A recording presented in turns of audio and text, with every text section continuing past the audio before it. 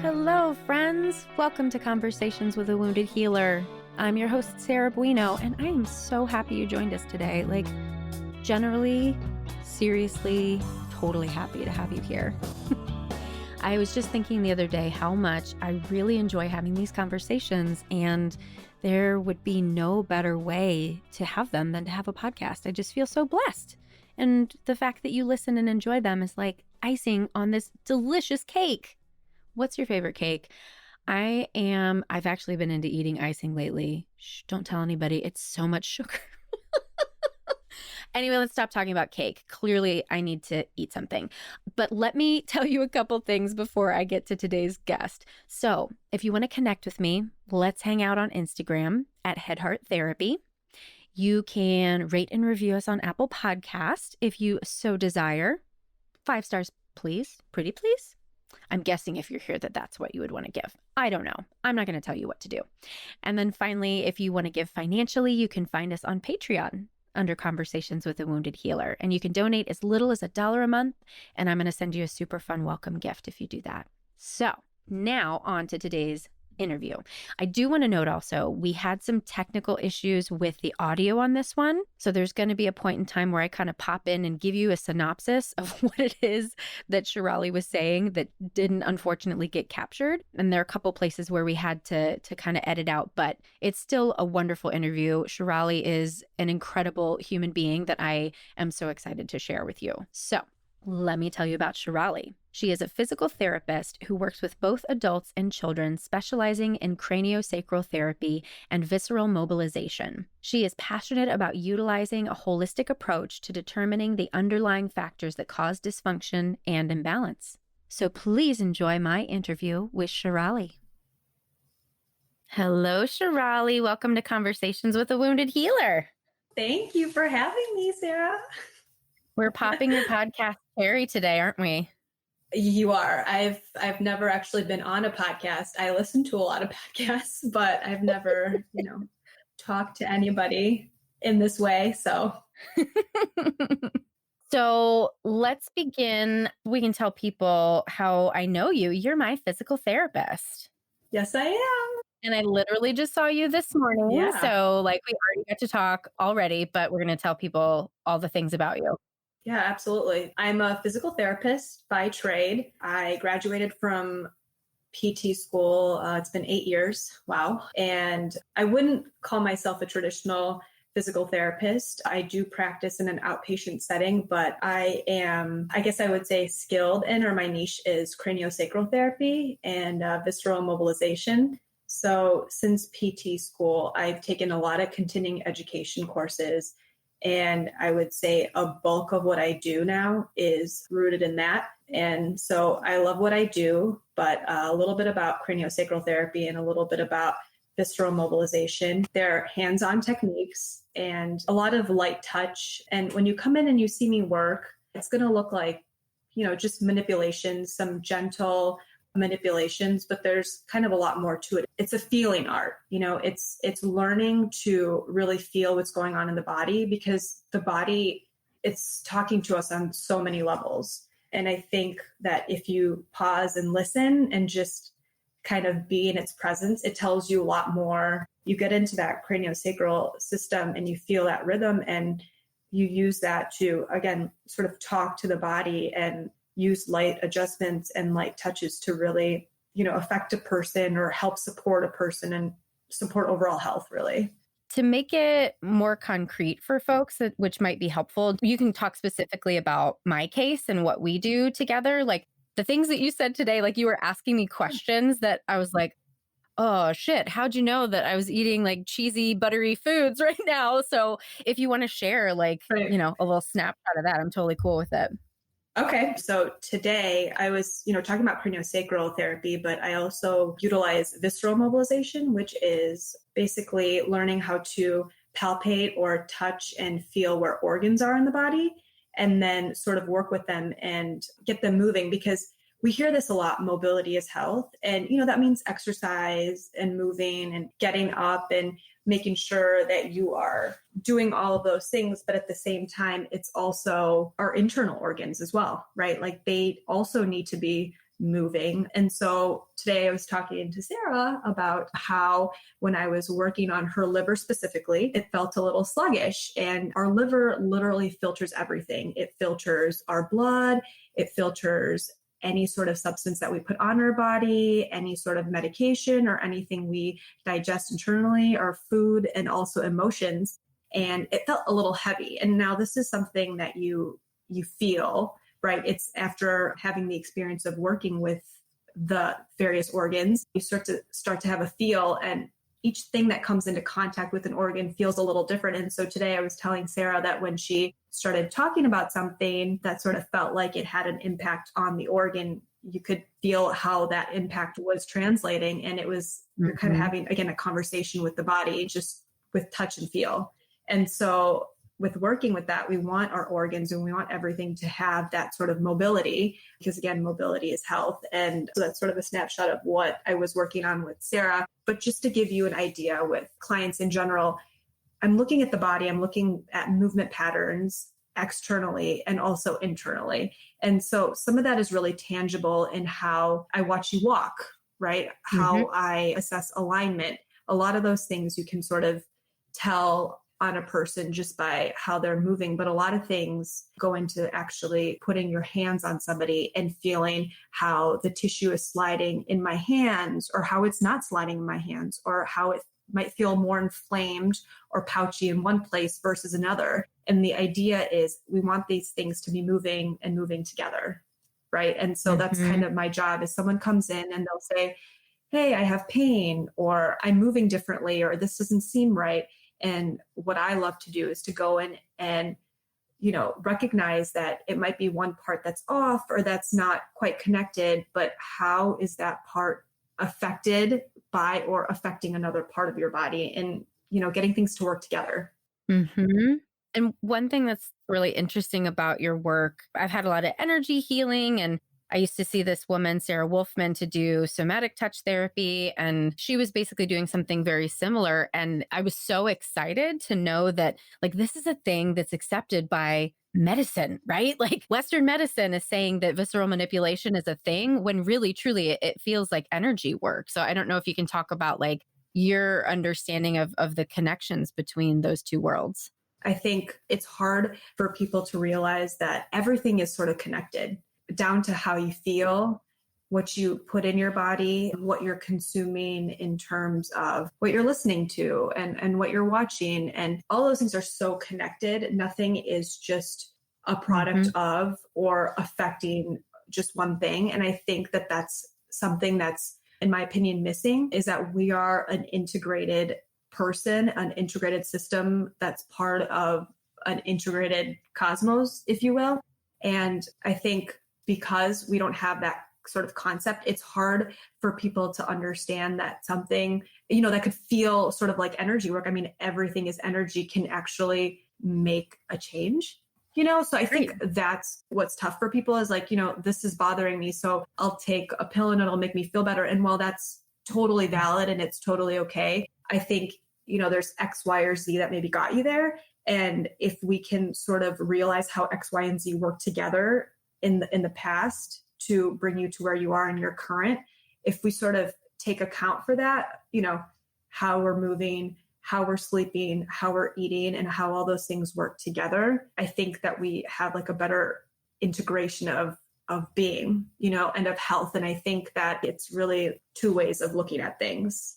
Well, I mean, this whole integration between mind body, like the problem in Western medicine is that mind and body were separated at some point when they never should have been. And like you said, everything is energy. And so literally everything is energy medicine, if we think about it in that way, right? Like even Western medicine, even taking a pill, like you are ingesting something that's energy from something else. Sure. Yeah, exactly. And I think in terms of what you're saying, where you actually feel it, I think for us, it's almost like surprising that something that doesn't seem so invasive could be so full of feeling just in the moment. So I think, to your point, I guess it does feel like energy, but also, again, to your point, you said that you take a pill and that's also energy that you're ingesting. What I've been realizing recently is that our mindset has to sort of shift to, and to know that this is real. Like when I touch you, when I touch you, when I talk to you, it has an effect on you because it's all energy, right? And so I could take a pill. I can also be talked to in a certain way, positive or negative, and it's all going to have an effect on me. And kind of taking account for that and being responsible for that is, I think, really important. And I think it's health. And that's kind of where I come in, where, I start with the touch, but also like we were kind of dialoguing and talking about today, there's, X, Y, and Z that maybe brought you to where you're sort of feeling the way you do today, or where you're sort of not moving or connecting or integrating in the way that you want to, or in the way you want to feel, and honing in on that, helping with identifying those factors, but also supporting them. Well, and just to get specific again about my case to help people understand, I saw you several years ago and then came to see you again this time around because I was nauseous all the time. I was having pretty serious back pain and I was nauseous, and I was going to the chiropractor and my acupuncturist, and they couldn't move what needed to be moved for a significant period of time. And then someone suggested go back to Shiralee. And what you told me, which was so interesting, and the podcast listeners know I went to treatment. So I was processing a lot of trauma when I went through that treatment program, and I have been for several years. And you were like, oh yeah, anger lives in the liver. And that's it's processed in the liver. And that's one of the things I've really been working with is allowing myself to feel angry. And so just in one session with you, you were like, oh yeah, let's kind of shift this a little bit. And then I wasn't experiencing that nausea and that back pain again. And what you said to me that was so important was like, you said you've done the emotional work and you've now manifested that into your physical body, and we just have to move it out of your physical body now. Yeah. Yes. And sort of help you process that, because again, you could be doing awesome work with therapy, awesome work by yourself, and yet you could still not feel right. And I think, that part of someone actually touching you and connecting with, be it an organ or, your nervous system, you're really helping to actually put your hands on something and support you. And I think I know it. I've seen it many times. It really pushes people to the next level. You bring up a great point where you said I did the work and it manifested as this. And I wish it were always that easy, where in one session we could just sort of nip things in the bud. But it's not always that easy. But to your point, and to kind of what we've been talking about, it's all energy and it all works together. And so that's another part of what I love to do is I love working with therapists, or I love working with occupational therapists, speech therapists, and kind of collaborate on working on the body. Because when have a team, or acupuncturists, right? Chiropractors, when you have a team and you're talking to each other, you're talking to each other about a person, but you're also communicating with their body in different ways, and that you're truly connecting on different levels with the person. And I think it makes so much sense, number one. But number two, I don't think that enough people are seen that way and are connected with in that way. And it really makes all the difference. It just feels kind of like a lonely time because of COVID, but just in general, it feels like everything is so separate and, is always attacked in parts, where it's like, can we just work together and, and see people on multiple levels? And that's the most fun, I think, in my work. Yeah. Well, let's talk more about you. How did you get here? How did you decide to go to PT school? And then how did you get into this specific specialization? I'm a dancer, and I was on the dance team, and I injured myself, and I actually had to go to PT to rehab my knee. And I remember being in my session and thinking, wow, this is so cool. Like you get to see your patient, and you get to see your patient at least once a week, and you get to see that growth or that development, that change. And it was satisfying for me to see that. And I got to really get to know my therapist and connect with her. And I was like, there's something to this, and so I sort of jumped into it, and I said, well, I'm already taking the prereqs. I want to be helping people. I want to connect with people this way. And this just seems kind of right. And I changed my major, and I changed my course a little bit, and I applied to PT school like a semester later. And I got in the year and I went, and it was the best 3 years of my life. I always say I went to school down in Florida. I loved my classmates, and that's where for the maybe first or second time in my life, I'm like, wow, I really belong here. I found that with dance. I'm like, wow, I belong in like the dance realm. And then I got to PT school and I'm like, I really belong here amongst people that are like me and like to do the same things as me. And that was amazing. And then I had an outpatient rotation my last year of PT school. So, as I promised at the beginning of the episode, this is a place where we had a little bit of a technical issue. So, let me summarize what Shiralee said here. So, she really was talking about her first outpatient clinical placement and the clinical instructor who inspired her on the path that she's on today. Her placement was in California, and her instructor and the clinic there worked with a lot of patients with consuming chronic pain. And it was a really unique experience. Now back to Shiralee. And I hadn't met people like that, for better or worse, or maybe just living in sort of a sheltered life, or maybe even amongst more healthy people. But I remember him working with them, and he'd have his hands on them and, be manipulating them and talking to them. And his patients would leave and they would be smiling, and they would come back a few sessions or a few weeks later, and they would be different, and they would be just better. You could tell, from head to toe, from their demeanor to the way they were walking, to the way they were conversing with people, they were just different, and I'm like, what are you doing? And he, at that time, started showing me some hands-on techniques, really simple. And I remember him taking my hands and putting them on one of his patients, and then putting his hands over my hands and saying, I'm just working on this tissue, sort of releasing here, and I feel this. What do you feel?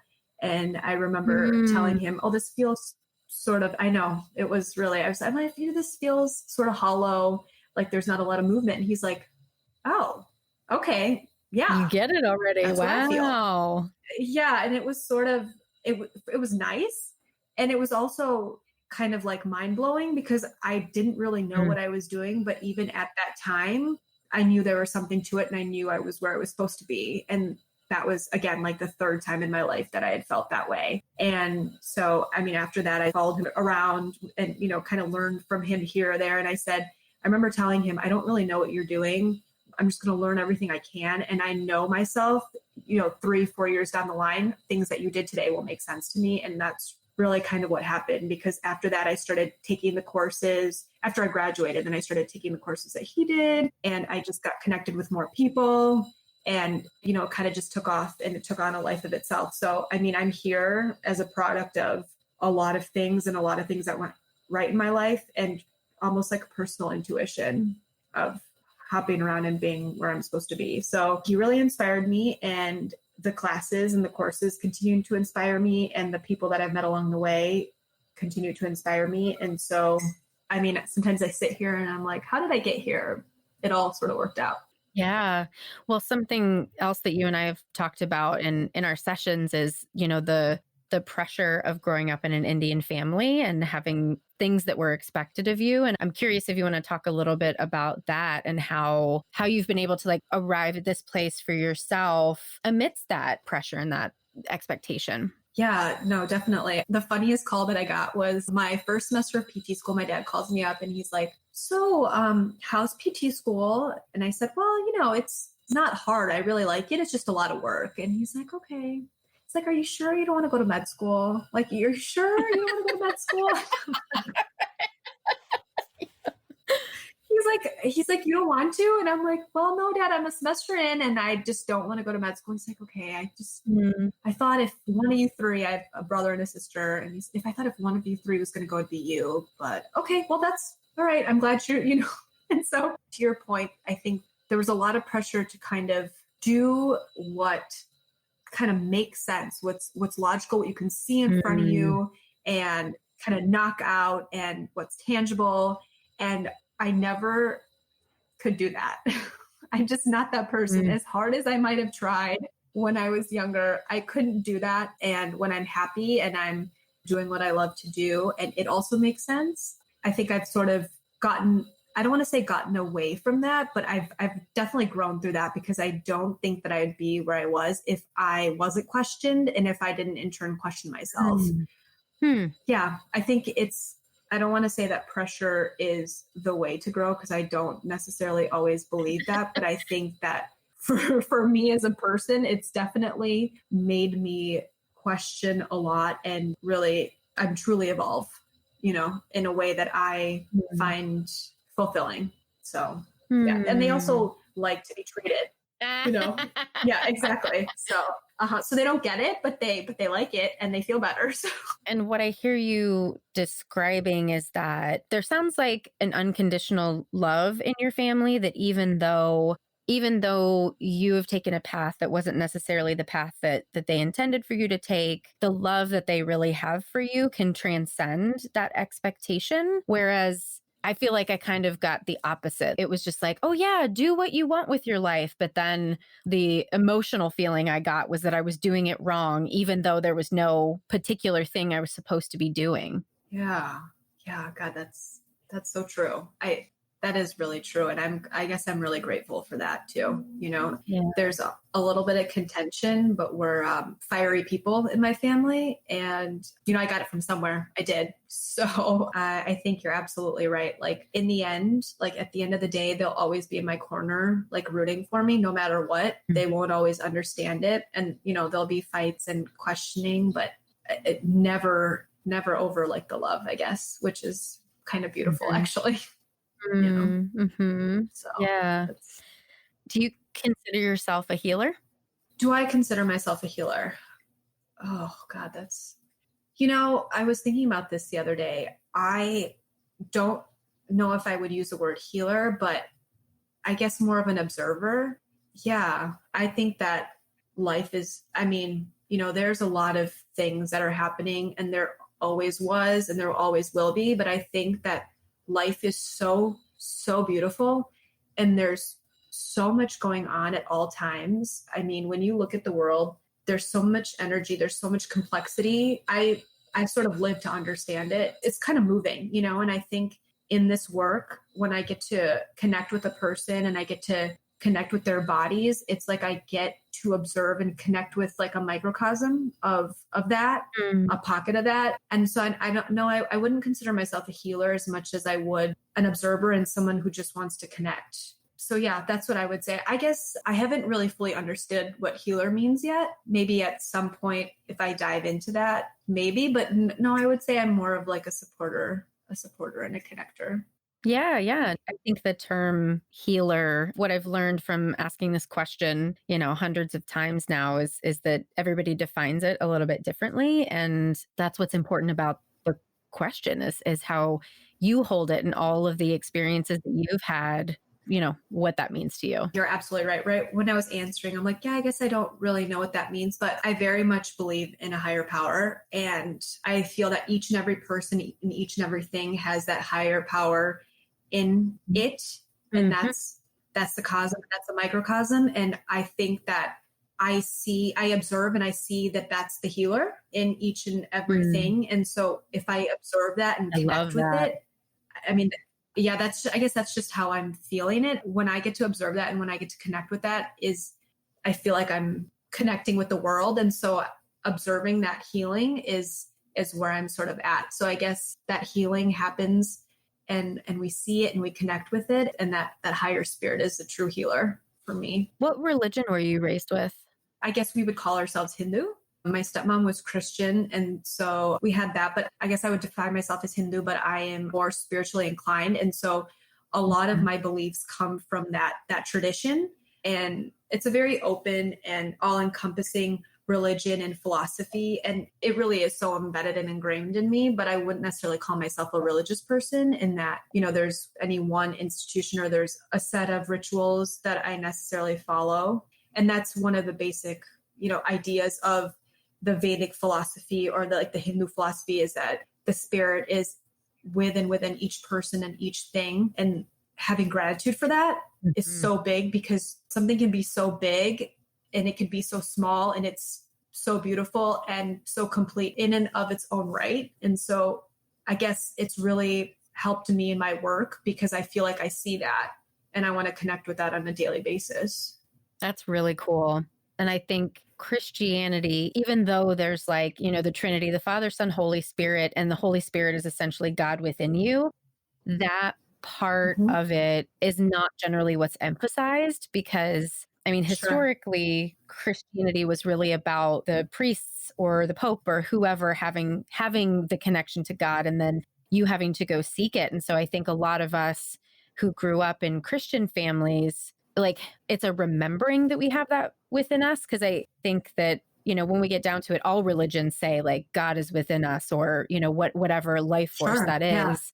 But because some doctrines more enforce the like, well, you have to read the Bible and you have to do, XYZ things. And I'm sure there are probably people who practice Hinduism in a way that also like separates from the true meaning. But I just think Yeah. Christianity Mhm. in America in particular has done that in a way that's detrimental to our connection to the higher power and that collective life force that we've been talking about. Yeah. And to your point, when you take that relationship between you and a higher power, in my opinion, and you say that you have to insert something in the middle, I think that that inhibits us from connecting with ourselves and realizing how much confidence that you can have or how much self-respect you can have or how Right, complete you are right. in and of yourself, no matter what you believe, no matter what race you are, no matter what gender you identify as, no matter what your sexuality is, you were created and you in and of yourself are perfect, and to have Mhm. gratitude because you are complete, and that spark and that life is within you, and you have the ability to heal yourself. For me it's life changing, and again I think seeing that, I mean, on a daily basis or trying to connect with that is sort of my life's purpose and what brings me happiness and joy and makes me feel just here, connected, kind of a human. Right. Because I mean, you literally are connecting to the life force of another person and watching people heal Yeah. themselves, right? All you're doing is Right. really holding Yeah. the organs and saying, hey, little buddy, hey, little liver, why don't you do this? Right. Yeah, exactly. Yeah, well, kind of just encouraging the whole system, just holding space, like you said, supporting, much like what you do, just in a different form, touch, just someone along the way to just kind of help you if, we need that. I was reading The 7 Habits of Highly Effective People. Have you read that by Stephen Mhm. Covey? I haven't, but my supervisor loves it. So she'll talk about it. Okay. Yeah. Well, it's Mhm. just it's really interesting because in our society and in America, I was thinking about this and I was just reading that we value independence so much that, I could do this on my own. It's me against the world. Like I can do this. And it's really important to have. But at the same time, there is no way that you could do any of this by yourself.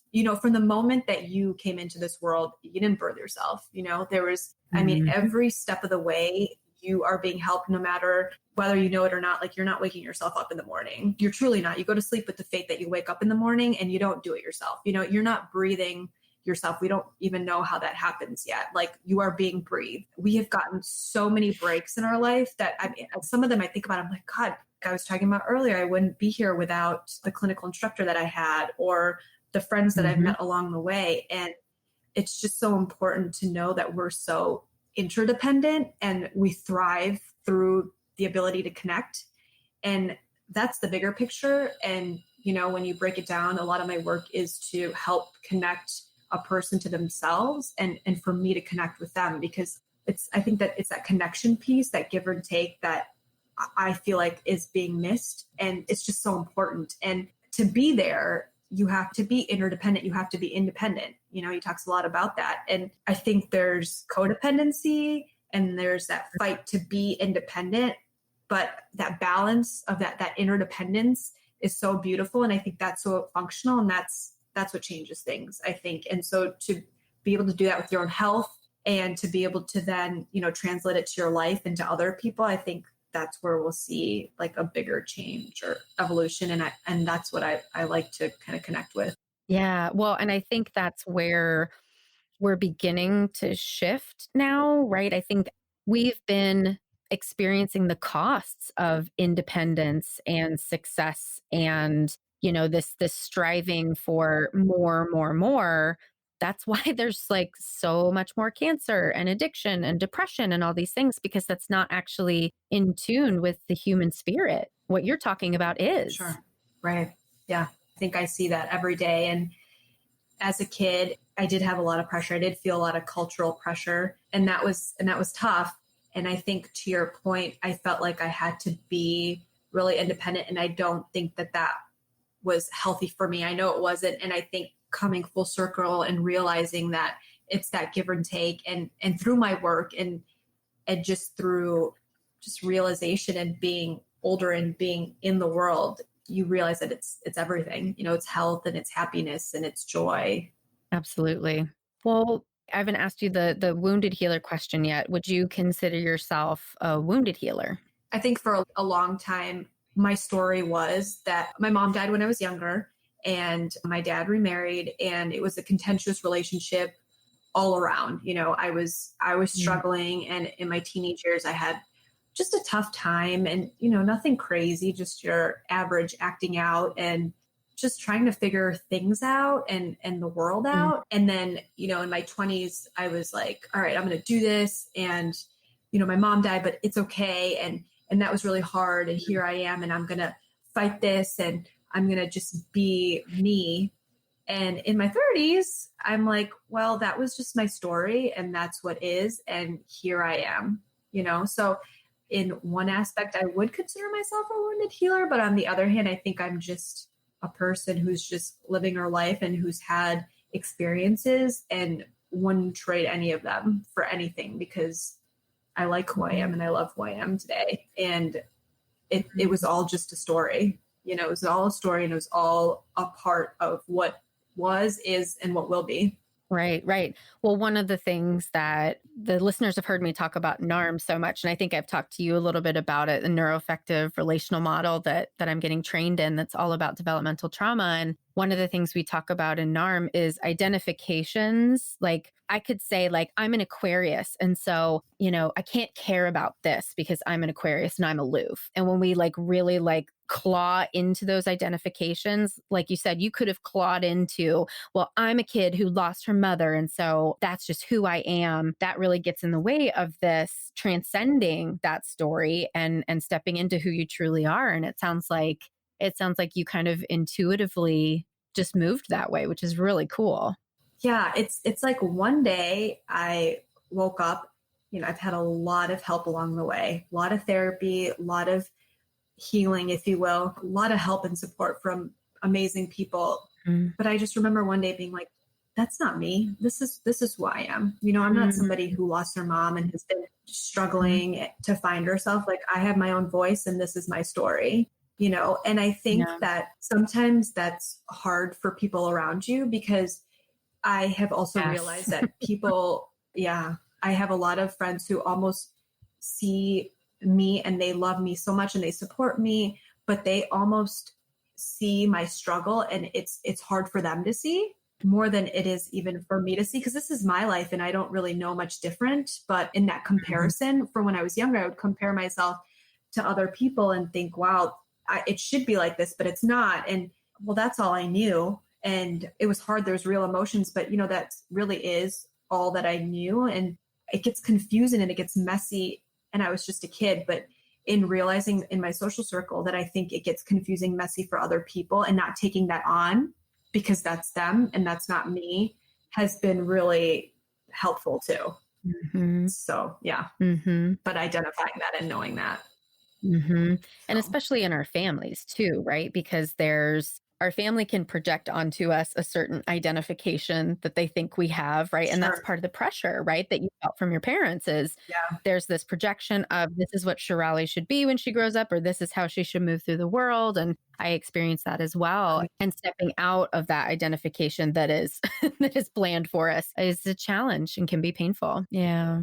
Every time I have a guest on, most often they hear from people who listen to the show who want their services. So I'm curious if you can let people know, because PT isn't a thing that you can just show up and say, I want PT. So how do people see you if they want to see you? Sure. So I work at Care Physical Therapy. It's in Lincoln Park at Southport and Wrightwood. in Chicago, Illinois. In order to see PT, it's a little tricky. You need a PT script from a doctor or a chiropractor or a dentist, a podiatrist. Oh. Yeah, we see a lot of people for various things from podiatrists. Feet need love too, but you need a script from one of those and a referral, and then call us up and make an appointment. And we do the initial assessment. It's 45 minutes to an hour, and we sort of talk about what I find and what your goals are and what our plan will be.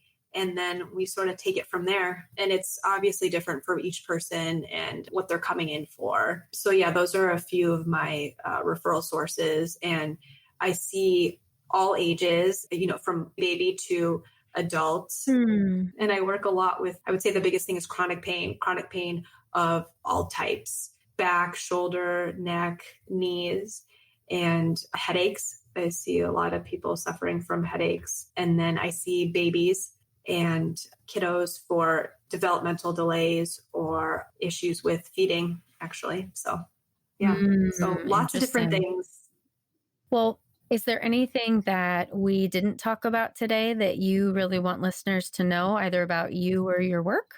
Well, I would say that what I've learned the most in my life and what I feel like has really helped me on my healing journey is being open-minded. For a long time when I was going through my journey, I felt like Western medicine didn't really help me that much. And I was looking for answers. And I will continue to look for answers and continue to learn until the day I die. It's what gives me purpose and gives me life and joy. And what I've realized is that there's a balance and there's a need for everything. There's a need for Western-minded thinking, Eastern-minded thinking, and to truly find a balance, I think, between different ways to just care for ourselves, and that there is validity to a lot of things. And I think it's very personal. And so to honor that, to find that balance and honor what works for you. Yeah, I think that's what I'm learning and have continued to learn, that there's a place for everything. I love it. Yep. Wise words from a wise woman. Oh, that's funny. Thank you. Thank you so much for being here. I really appreciate it. And I'd asked you to do this like 3 years ago. So I'm so glad. I'm so glad we did it now. And here we are. Yeah, I really enjoyed talking to you. And my first podcast. Yay! Awesome. Well, thanks again for being here. Thanks so much to Shiralee for being our guest today. To learn more about her, you can go to our website at www.headhearttherapy.com/podcast. And thanks as always to Andrea Klunder and the Creative Imposter Studios for amazing editing, to Liam O'Donnell for our album art, and to Ben Mueller for our theme music. Until next time, bye-bye.